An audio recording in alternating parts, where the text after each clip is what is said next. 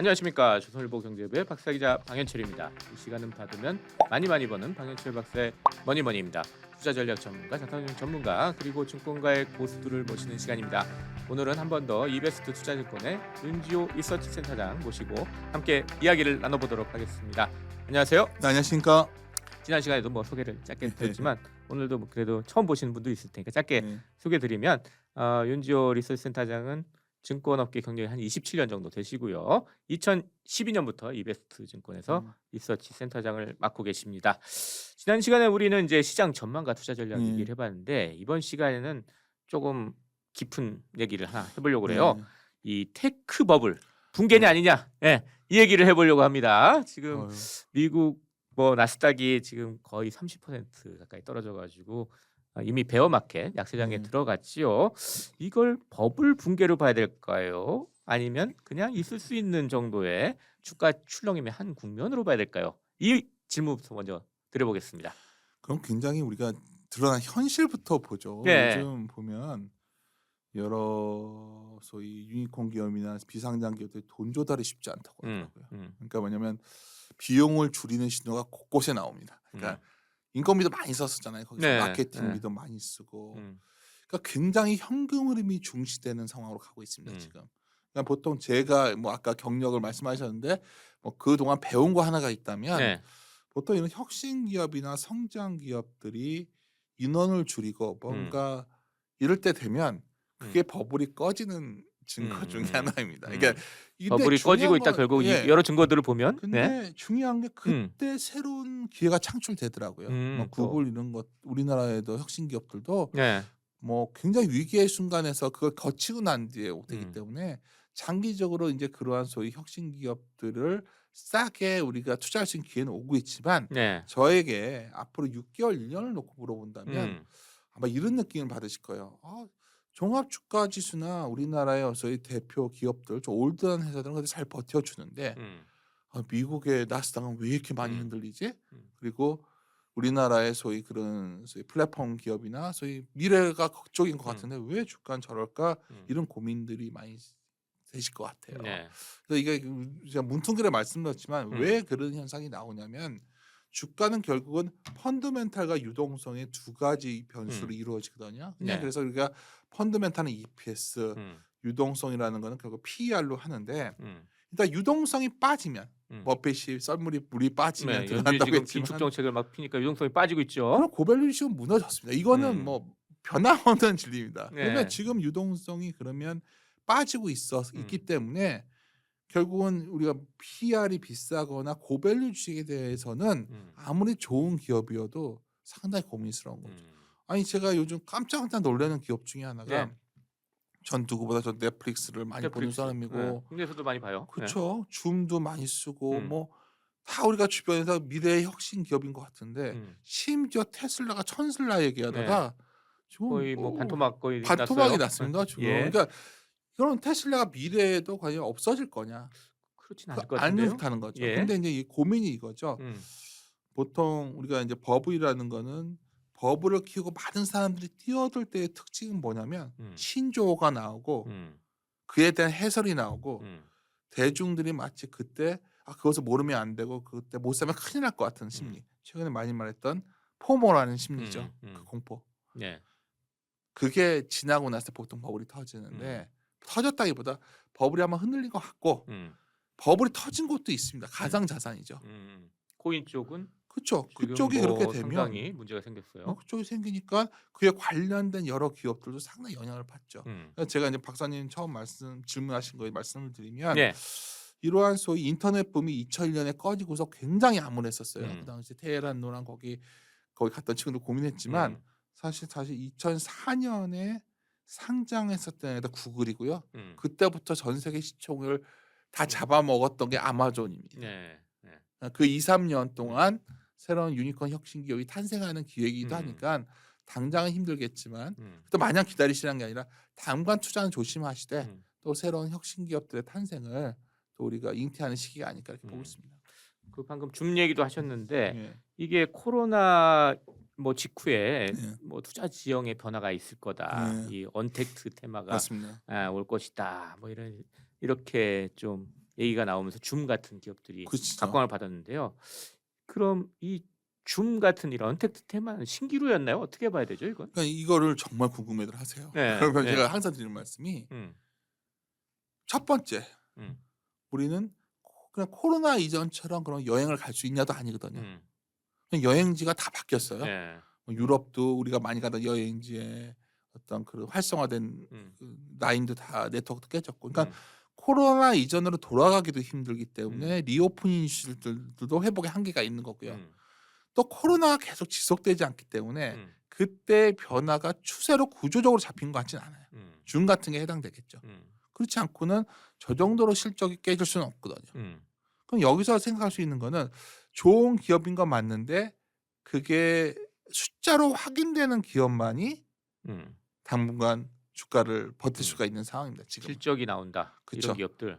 이거 실적도 테슬라도 실적은 나오지만 따져서 안을 들여다보면 캐시플로우가 매우 중요한 거죠. 이게 또 약간 더 다르게 말씀을 드리면 네. 우리가 내러티브 넘버스라는 책이 굉장히 유행을 했었거든요. 쉽게 말해서 스토리가 이상의 내러티브. 그러니까 스토리라는 건 이야기일 뿐이지만 내러티브는 거기에 무슨 좀 뭔가 세계가 열리잖아요. 내러티브한 그쪽 세계. 네. 그 세계관이 열리면 그걸로 시장이 올라왔을 때는 성장주의 시대인데 이제 숫자를 보자는 거는 성장주보다는 가치주로 좀 바뀐 거고요. 그래서 저는 이러한 흐름들이 자리를 잡았다는 게 되게 좀 의미 있다 보고 있고, 그래서 저번 시간에 박사님 뵀을 때 제가 무슨 말씀을 드렸냐면 결국 실체가 있고 가상이 아니라 실제 자산을 따지다 보니까 뭐 기술 동맹 같은 얘기도 되게 구체적으로 나오는 거죠. 예. 뭐 반도체나 이런 것들도 그런 산업의 기반을 만들기 위한 어떤 숫자가 나오는 기업들이잖아요. 지금 당장 그쪽으로 갈 수밖에 없다는 거죠. 그러니까 미래가 그쪽 열리고 있지만 그쪽으로 마냥 투자할 수는 없는 시대.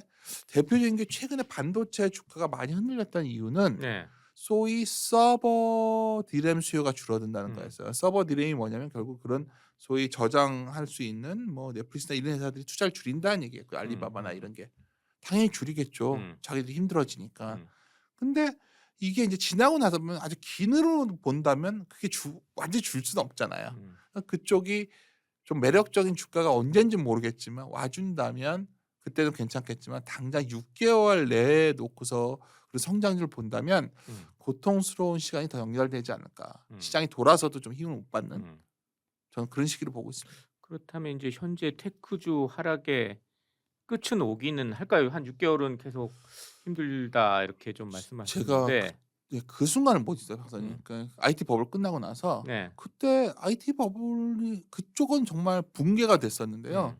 나머지는 돌아갔습니다. 그러니까 경기가 돌아서도 소위 돈을 못 버는 회사들은 못 돌아섰어요. 제가 그림 하나 보여드릴게요. 예, 이 예. 그림이 되게 재미있는 그림인데 이게 골드만삭스의 non-profitable, 그러니까 수익을 못 내는 테크 주식들의 인덱스입니다.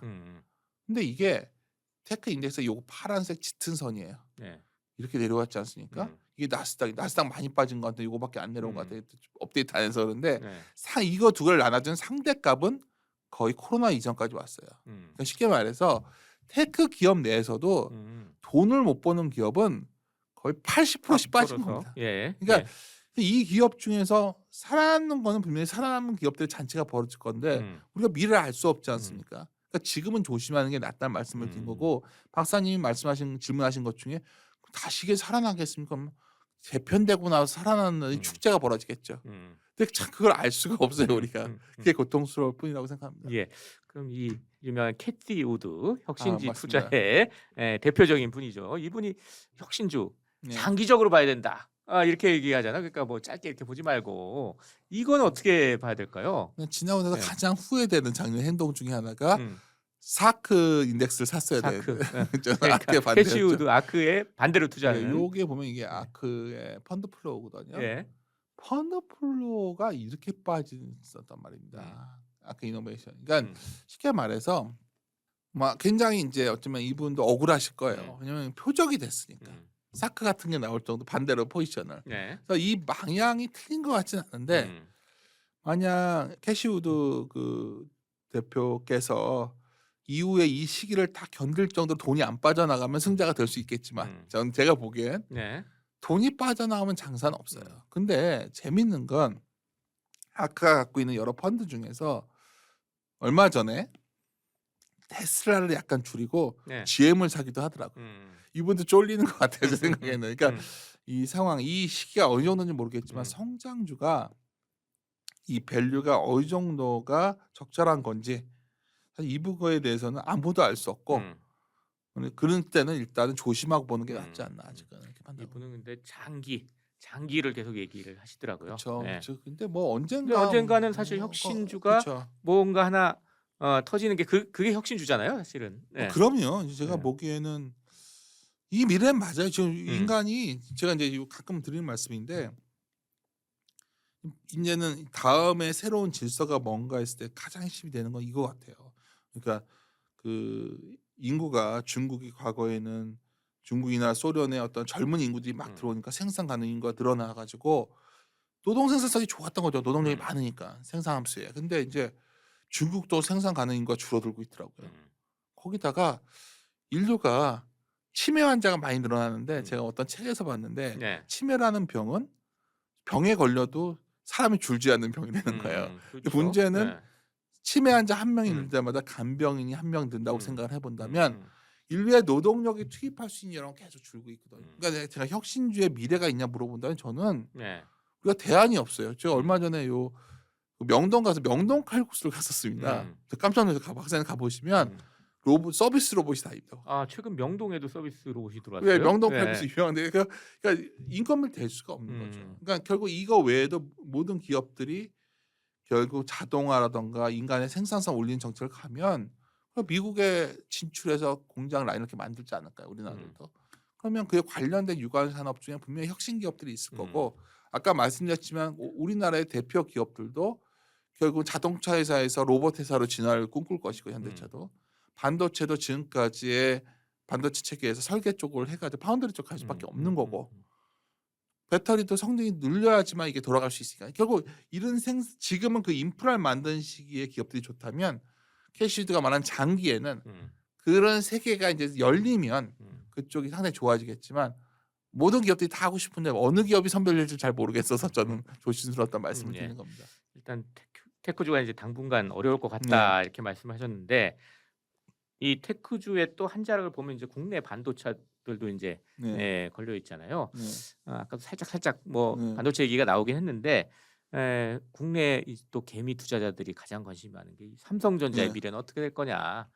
반도체 미래 플러스 국내 삼성전자의 미래는 어떻게 될 거냐. 이게 궁금해요. 이거는 좀 어떻게 보세요? 그러니까 삼전에 대해서는 이제 굉장히 이제 사람들 기대 자체를 별로 안 하는 상황입니다. 이제 많이 기대가 줄었다. 그렇죠. 근데 이제 제가 이 말씀드려요. 우리가 이제 우리 녹음하는 이 주에 어제였어요, 사실. 그거 아까 서버 디램 얘기가 나온 거죠. 그러니까 수요가 안 좋다, 큰일 났다. 근데 그래서 삼성전자가 실적이 좋음에도 못 갔던 겁니다. 근데 다른 기업에 비해서 삼성전자 같은 경우에는 그 밸류가 비싸질 않거든요. 그러니까 역사적 PER로 평균 PBR이 1.2배예요. 역사적 PBR 평균이 그 정도 레벨에 지금 와 있거든요. 그러니까 이 정도 주가 수준이 여기서 더 밀리더라도 이제 회복될 주가에 이미 도달해 있고 문제는 결국 P 곱하기 Q 마이너스 C에서 C를 컨트롤할 수 있는 회사가 매우 중요한데 힘이 있는 기업이 컨트롤할 수 있거든요. 삼성전자 컨트롤할 수가 있고요. Q를 증가할 수 있는 것도 캐펙스 증설인데 이번에 보셨겠지만은 뭐 표현이 좀 맞는지 모르겠어요. 이건 애국주의가 아니라 굳이 일본보다 한국을 먼저는 이유가 여러 가지가 있겠지만 바이든 미국 대통령이 그렇죠. 나쁘게 말하면 일본보다 뽑아먹을 산업이 여기 더 있었던 거예요. 그게 반도체거든요. 그러니까 대표적인 게. 그래서 저는 반도체에 대해서는 작년에 저희가 좀 반도체에 대해서 너무 그러니까 수요에 대해서 낙관적이라고 오히려 우려를 말씀드렸는데 그게 반영돼서 주가가 못 올라갔다면 이제 오히려 그러한 수요에 대한 우려가 많이 시장에서 논의되고 있다면 지금이 기회 아닌가 저는 이렇게 판단하고 있습니다. 그래서 누가 뭐래도 신냉정 시대에 글로벌 밸류 체인의 핵심은 결국 반도체거든요. 그렇다면 우리가 또 그냥 기회가 있고 또 하나만 더 말씀을 드리면 요 그림인데요. 제가 자꾸만 새로운 정부의 정책을 볼 수밖에 없는 이유는 정책이 중요합니다. 주식시장에는. 근데 이게 5년 대비 2017년 대비해서 5년 전이죠. 전 세계 법인 세율의 상승률을 보면 우리나라가 제일 높았어요. 음. 이번에 인수위 정책 보면 이걸 낮추겠다는 거거든요. 음. 단적으로 간단하게 말씀을 드려서 법인세를 3% 정도 낮춘다고 말이 나왔었어요. 확정된 건 아니지만 예. 그러면 한국의 시장 이익이 3%가 늘어나는 거겠죠. 음. 근데 어느 회사들이 법인세를 많이 낼까? 이런 기업들이에요. 그래서 저는 이익 증가율 측면에서도 나쁘지 않을 것 같다. 그래서 저는 뭐 반도체에 대해서 많은 분들이 고민하고 계시다면 네. 그나마 지금 오히려 숫자가 나오는 또 미래 성장 가능한 이런 대표적인 기업이 삼성전자 아닌가 판단하고 있습니다. 앞으로 좀 대안 계열로 한 질문 한 두 가지 정도 더 네. 드려보겠습니다. 그렇다면 이제 실적과 배당이 나오는 주식에 예. 투자해야 된다. 뭐 이렇게 봐야 되는 건가요? 그러니까 배당 관련된 주식들이 많이 움직였어요. 이 그림이 뭐냐면 우리가 2021년 이후에 수익률입니다. 제일 좋은 게 은행이었고요. 네. 성장주에서 미디어가 있었죠. 미디어는 성장주의 대표적이었고 또 은행 같은 경우에는 배당의 대표적인 주식이었습니다. 네. 근데 이제 제가 드리고 싶은 말씀은 이제부터 그 은행주 같은 소위 그런 배당도 많이 주고 이랬지만 시장이 우위를 가져왔는데 이제부터는 그렇게 아웃퍼폼할 것 같지가 않아요. 오히려 요 밑단에 있는 것들 수익률이 안 좋아졌던 것들 뭐 네. 반도체 여기에 보면 조선도 있었고 뭐 필수 소비재 음식료 업종 같은 거 뭐 이런 것들이 좀 나아지는 국면 평균 회계를 보더라고요. 은행 같은 게 대표적으로 왜 그러냐면 네. 아까 말씀드렸었지만 민간의 소비 창출력이 매우 중요한데 우리나라가 민간 부채 비율의 증감으로 보면 최근 5년 내 가장 가파르게 늘어난 나라거든요. 그럼 소비력이 높지 않을 것 같아요. 은행의 집 산다고 빚을 다 냈기 때문에 네. 이자 갚느라고 지금 소비할 여력이 없어지는 거예요. 집 네. 풀어줘도 살 돈들도 없을 네. 것 같아요. 제가 봤을 때는 대출을 크게 낼 수도 없고 이게 대표적인 건데 요 그림을 보여드리면 네. 이 검은색 선 제일 위에 있는 게 한국입니다. 그래서 저는 아까 뭉뚱그려서 소위 퀄리티 주식들 그리고 뭐 배당형 주식들이 굉장히 좋았는데 저는 그게 상당히 시장 방어해 왔다면 아까 처음 질문으로 돌아가서 우리가 저번 시간에 제가 환율 얘기를 말씀드리면서 이 말씀을 드렸었는데 네. 결국 지금은 오히려 그 반대편에 있었던 소위 수출주들 또 하나는 가격 전가를 할 수 있는 기업들 뭐냐면 대표적인 게 음식료 업종이거든요. 인플레에 네. 대해서 인플레가 올라갔다가 좀 잡히게 되면 한 번 올린 그 과자 가격은 안 내려옵니다. 그러면 그 마진을 남긴 대표적인 게 음식료거든요. 그러니까 네. 막 이런 막상 숫자가 나오는 이런 기업들이 좀 시장에 관심을 갖지 그냥 배당형 스타일은 우리나라가 미국처럼 뭐 자사주 매입 소각이 굉장히 활발해진다던가 뭐 주주가 기존 주주의 가치 훼손이 전혀 없다거나 이런 나라는 가능하겠지만 뭐 그렇지 않은 건 우리가 알고 있는 사실이기 때문에 저는 그건 제한적이다 오히려 이렇게 보고 있습니다. 또 하나 이제 대안 계열로 질문 드리면 이제 미국에서는 특히 이제 인플레에 대응한다면서 에너지 그리고 네. 원자재주 뭐 이런 데 투자를 또 많이 한단 말이에요. 테크주 대신에. 맞습니다. 근데 이제 국내는 이렇게 많지 않으니까 이렇게 그럼에도 불구하고 이제 서학개미들 미국에 투자할 때 이쪽으로 그럼 투자하는 건 어떨까요? 이쪽 투자에서 미국 금융주 되게 힘들었죠 최근에. 근데 이제 에너지나 원자재는 분명히 좋았는데 네. 원자재도 잘 보시면 여러 가지 뭐 구리나 뭐 이런 것들은 주가 이제 구리는 가격은 이미 좀 소위 되게 약해지고 조금 있고요. 약세를 보이고 있어요. 오히려 경기 우려 때문에. 그렇죠. 네. 그러니까 제가 이제 재미있었던 건 뭐냐면 미국의 에너지주가 더 좋았던 거는 우리가 유가가 이렇게 올라도 미국의 쉘 기업들은 소위 더 생산을 안 했단 말이에요. 그 돈을 갖고서 배당을 주고요. 자사주 소각해 썼습니다. 주주들이 요구해서. 그런 배경이 있었다는 거예요. 미국의 에너지주는 움직이는데 왜 한국은 안 움직이냐 하시는데 미국은 유가가 이렇게 올라가서 돈을 많이 벌면 그 돈으로 그냥 주주한테 줘버렸고 우리는 그걸 안 했잖아요. 그 차이가 있었고 근데 그마저도 이제 결국은 제가 보기에는 어느 정도 이게 좀 하반기로 갈수록 좀 진정되는 기미가 나온다면 이쪽이 뭐 주가가 빠진다는 아니지만 그 매력적인 기회는 이미 지난 것이 아니겠는가 좀 보고 있고요. 일단 계속 말씀드리지만 굉장히 투자 범위가 좁혀질 수밖에 없는 상황에 몰려 있어요. 시장이 체감도가 낮을 수밖에 없는 거는 연속성이 좀 안 보이고 우리나라가 새롭게 질서 형성된 소위 글로벌 경제 트렌드에 뭐가 좀 우위에 설 거냐가 아직 잘 안 보이거든요. 기껏해야 이제 뭐 뭉뚱그려서 제가 뭐 반도체 2차 전지 얘기하지만 2차 전지 같은 건 그래서 많이 올랐거든요. 그러니까 반도체는 다 불려 있고. 그래서 그런 거 외에는 아직은 좀 자신이 없다. 이게 이제 가치라는 게 결국은 잉여 현금과 할인율의 함수인데 할인율은 계속 금리가 움직이니까 할인율은 분명히 우리가 부정적이죠. 네. 그러면 우리가 잉여 현금을 갖고서 음. 유보해서 이걸 투자하거나 뭐 이렇게 음. 하거나 아니면 M&A 배분해야 하거나. 되는데 예. 요런 쪽이 기회일 수 있어요. 우리나라도 인제 우리나라도 배당 많이 불리고 주고 뭐 네. 자사주 뭐 매입하고 저 상법 개정이 나와야겠죠. 네. 기존 주주의 가치를 훼손시키지 않는 그런 게 나온다면 좀 변화시킬 기업이 있는데 아직은 법적으로 그런 게 구체적인 게 진행되는 건 하나도 없거든요. 그러니까 네. 지난 선거 때는 참 말이 많았는데 음. 다들 뭐 별말이 없으시더라고요. 그래서 음. 이 부분이 혹시 진짜 법제화되는 흐름이 나온다면 또 이거는 아까 말씀한 왜냐하면 이런 것들 관련된 기업들이 배당이나 이런 게 좀 관련된 기업이 있어요. 그러면 좀 변화가 있겠죠. 그때는 배당도 많이 늘릴 수가 있으니까. 근데 아직은 그렇게 뭐 앞으로 좀 체크는 해봐야 되겠다. 그렇죠. 그 정도로 볼 이런 수 정도로 요건 네. 보시면 되겠습니다. 자 이렇게 해서 오늘은 이베스트 투자증권의 윤지호 리서치 센터장님과 함께 테크 버블 붕괴인가 네. 아닌가 이런 주제를 가지고 이야기를 나눠봤습니다. 마지막으로 저희 시청자 구독자 여러분께 마무리 인사 짧게 부탁드리겠습니다.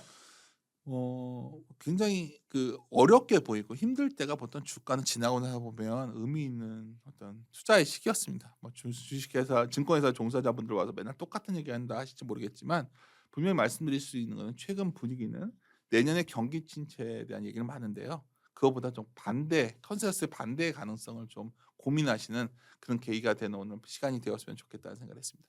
예, 감사합니다. 지금까지 함께해 주신 이베스트 투자증권의 윤지호 리서치 센터장 그리고 전 조선일보 경제부의 박사기자 방현철이었습니다. 그럼 다음 시간에 또 뵙도록 하겠습니다. 감사합니다. 감사합니다.